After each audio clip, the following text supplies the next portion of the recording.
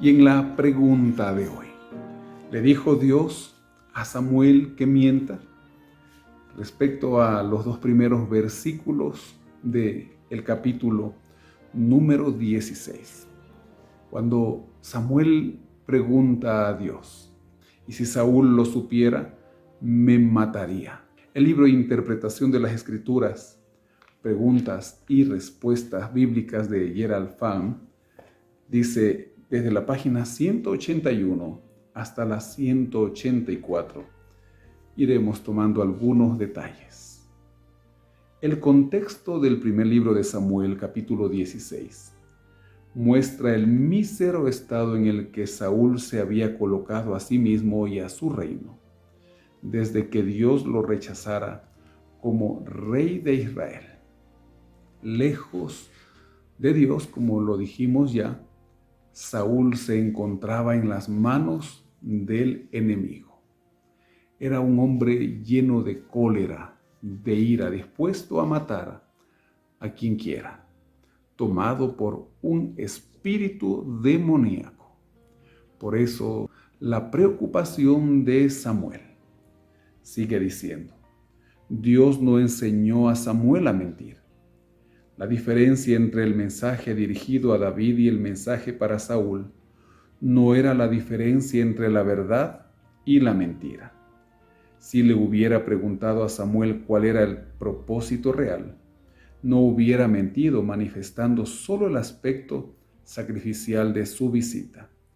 Su respuesta hubiera sido estrictamente verdadera. No había falsedad en esto, porque Samuel estaba realmente por ir a una fiesta sacrificial e iba a invitar a dicha fiesta a la familia de Isaí y entonces ungir a aquel a quien Jehová le indicara como elegido. Era simplemente un ocultamiento de un detalle independiente de su misión.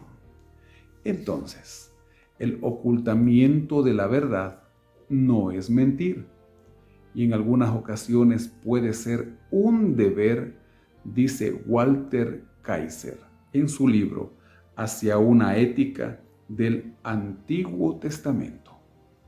Él continúa diciendo, solo aquello que era cierto le fue presentado a Saúl.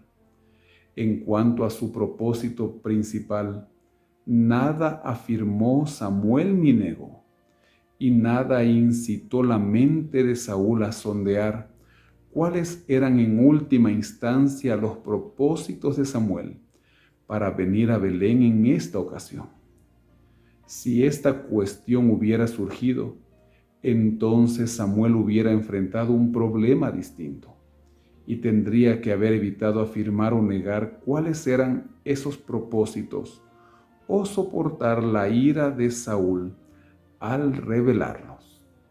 Entonces, el ocultamiento de la verdad o no ser tan sinceros muchas veces puede ser mejor que decir todo aquello y dar riendas sueltas ante un iracundo. Ni siquiera la vida misma debiera compararse al precio de la mentira, insiste Elena de White. Por medio de una palabra o una inclinación de la cabeza, los mártires podrían haber negado la verdad y salvado su vida, consintiendo en arrojar un solo grano de incienso sobre el altar del ídolo. Podrían haberse salvado del potro, del cadalso y de la cruz, que eran métodos de tortura y muerte en aquellas épocas. Pero se negaron a ser falsos en palabra o en acción, aunque la vida fuese el favor que hubiese recibido por hacerlo. Sus vidas fueron ennoblecidas y elevadas a la vista de Dios, porque permanecieron firmes a favor de la verdad en las circunstancias más graves. Esto lo escribió en Joyas de los Testimonios, tomo 2, página 71. Por último, el ejemplo de Jesús es instructivo aquí. En más de una ocasión Jesús huyó de sus enemigos. Por ejemplo, Juan capítulo 8, verso 59.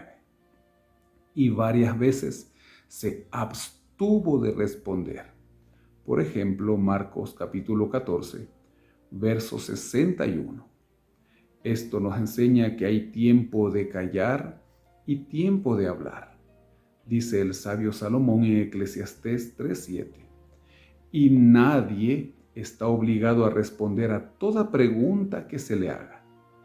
Y sin embargo, Jesús no engañó ni con su habla ni con su silencio.